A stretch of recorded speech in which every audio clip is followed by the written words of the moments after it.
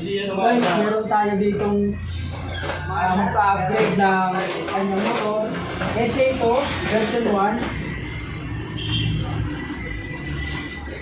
Para gamitin niya. Lock, white out.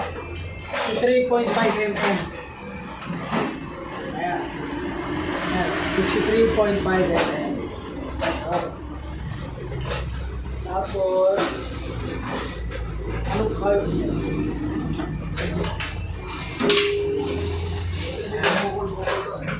Ito yung gagamitin yung big curve. 30 mm na white hawk din. Nasa yung juice ko na hawa? Ayan. Box natin. Ayan. So ito yung itsura ng carb.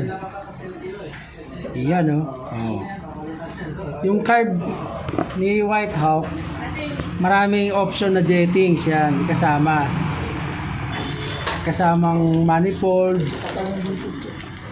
Tapos ito yung carb. Yan. Ito yung piston packeted na siya. Tapos may dalawa siyang piston ring set. Ito. Tapos nandun yung iba pang parts. Yan.